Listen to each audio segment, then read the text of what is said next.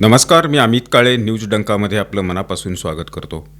मित्रांनो, या व्हिडिओच्या माध्यमातून देशभरात घडलेल्या काही महत्त्वाच्या घडामोडींचा आढावा आपण घेत असतो. विशेष म्हणजे या बातम्या आपल्याला मेनस्ट्रीम मीडियामध्ये दिसत नाहीत किंवा त्या दाखवल्या जात नाहीत. अशा बातम्यांचा परामर्श या व्हिडिओच्या माध्यमातून आपण घेतो. आपण नेहमी बघतो की मेनस्ट्रीम मीडियामध्ये एखादी बातमी दाखवली जाते आणि त्याच बातमीचं दळण दिवसभर दळलं जातं.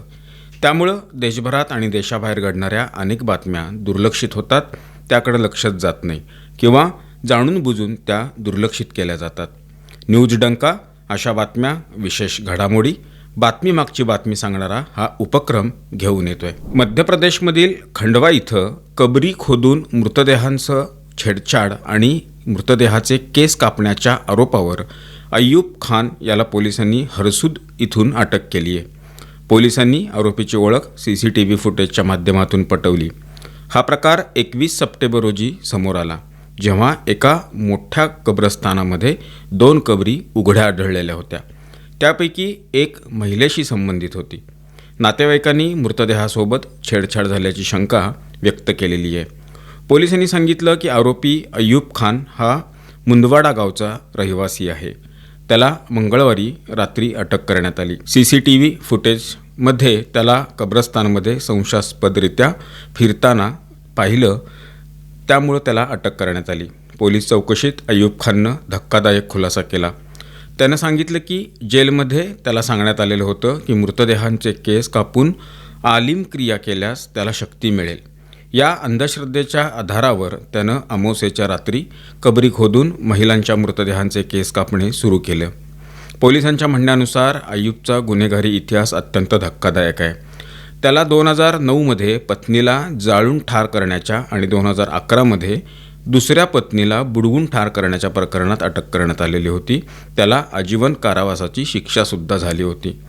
तो 15 मे 2025 रोजी इंदूर जेलमधून सुटलेला होता. जेलमधून सुटल्यानंतर फक्त 4 दिवसांनी त्यानं कब्रस्तानात हे प्रकार करणं सुरू केलं. SP मनोज कुमार राय यांनी सांगितलं, अय्यूबवर हत्या आणि चोरीसह 13 गुन्हे नोंदवले गेलेले आहेत.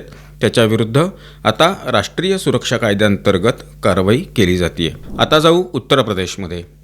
उत्तर प्रदेशमध्ये बोगस मुस्लिम पीर बाबाकडून फसवणुकीच्या कांडाचा भांडाफोड झाला आहे. हे बाबा लोकांना सन्मान, प्रतिष्ठा, संपत्ती, व्यवसाय आणि संतती मिळेल यासारखे आश्वासनं देऊन त्यांची फसवणूक केली जात होती. हे पीर बाबा दरबार चालवतात आणि हातामध्ये चुंबक लावून नाणं फिरवण्याचं प्रदर्शन करतात. अशा प्रकारे ते समस्यांचं निराकरण करण्याच्या नावाखाली लोकांकडून पैसे वसूल करतात. महाराजंगजवळील बिराईची गावात रियाजुद्दीन उर्फ जिन्नात बाबाचा हा प्रकार उघड झाला आहे. पोलिसांनी त्याच्या मोठ्या दरबाराचं बांधकाम हे थांबवलेलं आहे. रियाजुद्दीनचे वडील सांगतात की तो तुरुंगात होता आणि अलीकडं जामिनावर बाहेर आलेला आहे. स्थानिक भाजप नेते आणि बजरंग दलाच्या तक्रारीनंतर ही कारवाई करण्यात आली. जिन्नात बाबाचा दरबार बिराईची गावापासून 10 किलोमीटर अंतरावर कुशीनगरच्या सीमेजवळील छोटी गंडक नदीच्या काठावर घुगली बुजुर्ग स्मशानाच्या शेजारी होता. त्याच्या सभेमध्ये सुमारे 400 लोक आले होते. रियाजुद्दीन काही इस्लामी तंत्रमंत्र करत नव्हता, तर हिंदू धार्मिक प्रतीकांचा वापर करून तो लोकांना फसवत होता. त्याचा दरबार एका हिंदू देवीच्या मंदिराजवळ होता. तो दंडा घुमवून झाडफूक करत असे आणि कधीकधी माँ कालीशी बोलण्याचं नाटक करीत असे. रियाजुद्दीन काहींना 3 वेळा दरबारात येण्यास सांगत असे, काहींना वेगळे उपचार सुचवत असे. त्याच्या दरबारात बसलेल्या एका मुलाकडून 51 रुपये फी ही घेतली जात होती. म्हणजे साधारण त्याचं मासिक उत्पन्न हे 14.52 लाख रुपये होतं. कुशीनगर जिल्ह्यातील कोहरागड्डी गावात अजमेरवाले चमत्कारी बाबा समीर साहिब नावाचा दरबार होता. समीर बाबाचं खरं नाव सद्दाम आहे. स्वतःला हिंदू संत म्हणत नाही, पण त्याच्या दरबारात समाजाच्या विविध स्तरातील लोक येतात. जिन्नात बाबाप्रमाणे समीर बाबा लोकांच्या समस्या ओळखून दावा करतो की त्याच्या घरात जिन्न किंवा खबीस आले आहेत. नंतर मोफत उपचार देण्याचं बोलतो, मात्र प्रत्यक्षात ते पैसे कमवण्याचं माध्यम असतं. तो दरबारात येणाऱ्या प्रत्येक व्यक्तीकडून 50 ते 100 रुपये घेऊन मासिक 3 ते 5 लाख रुपये कमवतो. हा सद्दाम महिलांना संतती प्राप्ती समस्यांसंदर्भात उपाय देण्याचा दावा करतो.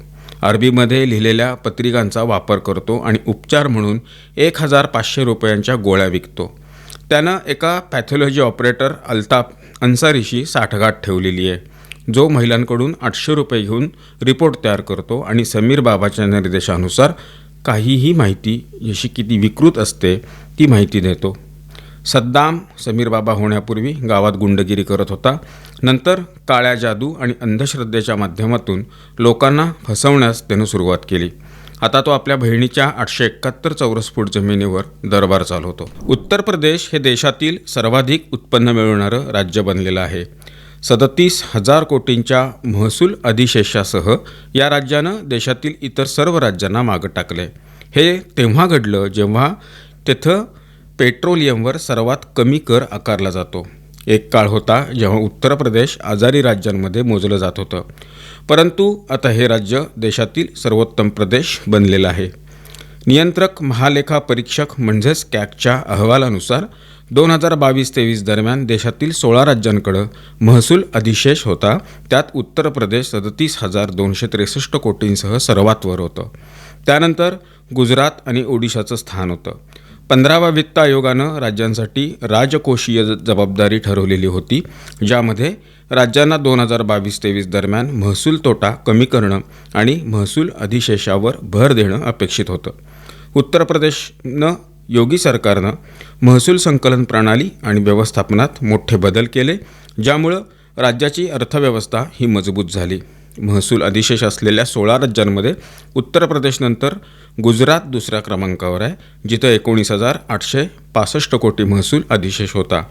त्यानंतर ओडिसा 19,456 कोटी, झारखंड 13,564 कोटी, कर्नाटक 13,496 कोटी, छत्तीसगड 8,592 कोटी, तेलंगणा 5,944 कोटी, उत्तराखंड 5,310 कोटी, मध्य प्रदेश 4,091 कोटी आणि गोवा 2,399 कोटी अशी आकडेवारी आहे. पूर्वेत्तरातील अरुणाचल प्रदेश, मिझोराम, त्रिपुरा, सिक्कीम आणि मणिपूर ही महसूल अधिशेष असलेली राज्य आहेत. महसुलात तोटा असलेल्या राज्यांमध्ये आंध्र प्रदेश, आसाम, बिहार, हरियाणा, हिमाचल प्रदेश, केरळ, महाराष्ट्र, मेघालय, पंजाब, राजस्थान, तामिळनाडू आणि पश्चिम बंगाल या राज्यांचा समावेश आहे. आता जाऊ गुजरात राज्यात. गुजरात उच्च न्यायालयानं अहमदाबादच्या 400 वर्ष जुन्या मंचा मशिदीच्या एका भागाला तोडण्याविरुद्ध दाखल केलेली याचिका फेटाळून लावलेली आहे. न्यायमूर्ती मौना भट यांच्या एकल पीठानं मंचा मशिदी ट्रस्टची याचिका फेटाळली. ट्रस्टनं अहमदाबाद महापालिकेकडून रस्त्याचं रुंदीकरण करण्यासाठी दिलेली नोटीस रद्द करण्याची मागणी केलेली होती. महापालिकेनं मशिदीला नोटीस पाठवून तिच्या एका भागाला रिकामं करण्यासाठी सांगितलेलं होतं. हा भाग नगर विकास योजनेअंतर्गत रस्त्याच्या रुंदीकरणात येत होता. हा रस्ता अहमदाबाद मेट्रो जंक्शन आणि कालूपूर रेल्वे स्टेशनला जोडतो. सरकारनं सांगितलं की हा प्रकल्प वाहतूक नियंत्रण आणि शहरी विकासासाठी अत्यंत आवश्यक आहे. मस्जिद ट्रस्टनं आपल्या याचिकेत असा दावा केलेला होता की मस्जिद वक्फ मालमत्ता आहे, याला हानी पोचवणं धार्मिक स्वातंत्र्याचं उल्लंघन ठरेल. तर पालिका आणि राज्य सरकारनं जनहिताचा आधार देत रस्त्याचं रुंदीकरण आवश्यक असल्याचं सांगितलेलं. उच्च न्यायालयानं दोन्ही पक्षांच्या युक्तिवादानंतर म्हटलं की या प्रकरणात नगरपालिकेने कायद्याअंतर्गत सर्व आवश्यक प्रक्रिया पाळलेल्या आहेत. कोर्टानं मान्य केलं की रस्त्याचं रुंदीकरण जनहितासाठी आवश्यक आहे. त्यामुळं कोर्टानं मशिदी ट्रस्टची याचिका आणि नोटिसीवर तातडीनं प्रतिबंध लावण्याची मागणी नाकारली. या निर्णयानंतर मशिदीचा तो भाग आता हटवला जाणार आहे. मित्रांनो, या व्हिडिओच्या माध्यमातून मांडण्यात आलेले विषय आपल्याला कसे वाटले याबद्दलची आपली मतं, आपल्या प्रतिक्रिया कमेंट बॉक्समध्ये नोंदवून जरूर कळवा. व्हिडिओ आवडला असल्यास तो लाईक करा, जास्तीत जास्त लोकांच्यापर्यंत शेअर करा आणि आमचं चॅनल आठवणीनं सबस्क्राईब करायला विसरू नका. धन्यवाद आणि नमस्कार.